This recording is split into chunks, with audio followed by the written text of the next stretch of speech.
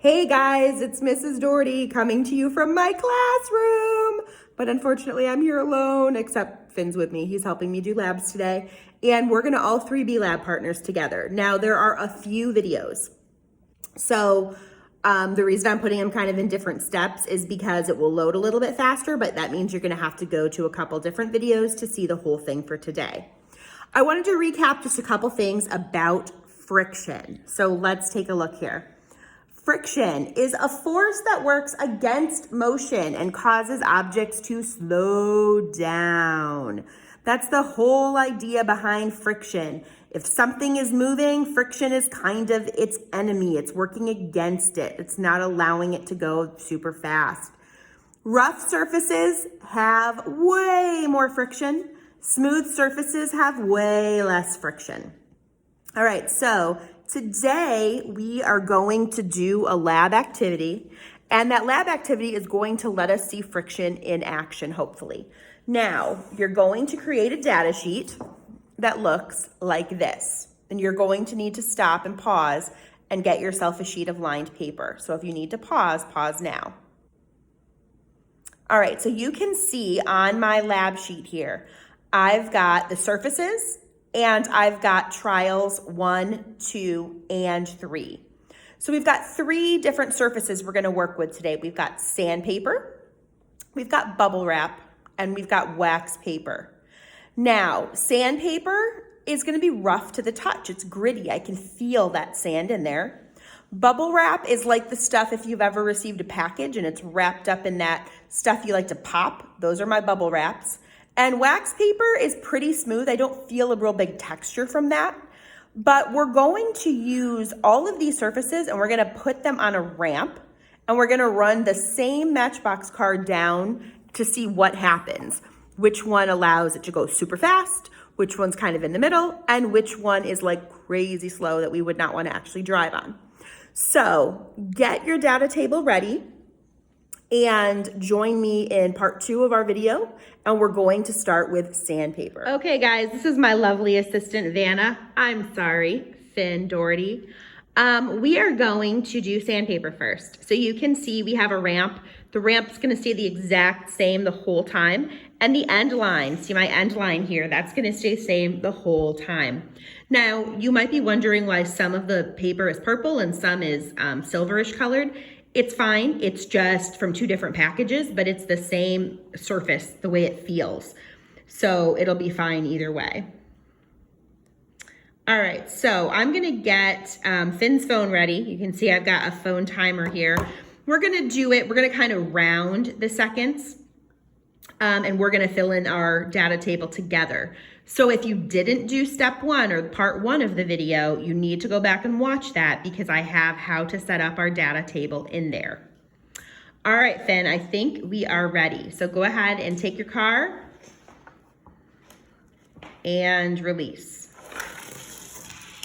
All right, so here is our first time, 0.9, 0.9.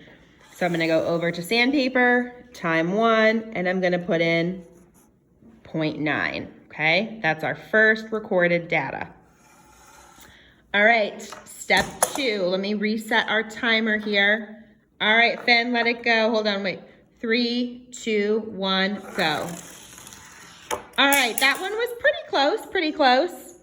Got about 1 second there. So let's go over to our data and we're gonna write it as 1. Okay, one more time for sandpaper. Let me reset here, Finn. All right, 3, 2, 1, go. All right, that one was 0.99. So if we're rounding, we're gonna make that a 1. Okay, so on your data table so far, you should have 0.9, 1, and 1 for sandpaper. Okay, we're gonna reset our lab experiment and we will see you for part 3 video in just a minute. Okay guys, welcome back to our friction lab experiment. We just did sandpaper and now we're gonna go ahead and do bubble wrap. So you can see, again, same end line, same car, same fin, and we're gonna go ahead and put this down. So I have my timer ready to go. So let's start with the first one. 1, 2, 3, go. You got to shove it a little bit to get it to the finish.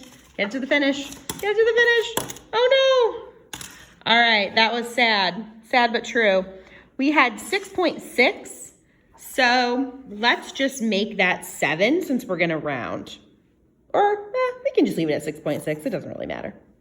All right, 6.6. Okay, Finn, let's go back and reset it for 2 more trials. Okay, 3, 2, 1, go. That's mighty big shoves. No, that's really not very accurate to a car's abilities. Okay, I need a new lab partner, guys. All right, we had 8.56, so we'll round that one to 8.6.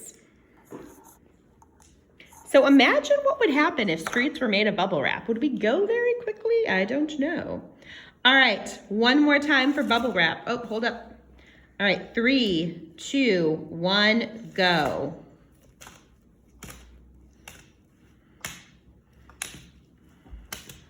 I think I can, and he cheated because he went off the bubble wrap. But it was still a pretty pathetic showing of 9.56. So let's make that 9.6. Okay, so at this point you should have 2 of the 3 surfaces recorded. And join us in the next part for our final trial. Okay guys, so this is gonna be our final Friction Lab trial. And you can see, same setup, but now we have switched it to wax paper. And we're gonna go ahead and see how our car, remember the same car, same ramp, yep, same end line, see how it performs on our wax paper surface. All right, Finn, 3, 2, 1, go. Whoa, that was pretty fast. All right, we had 0.7 for the first one.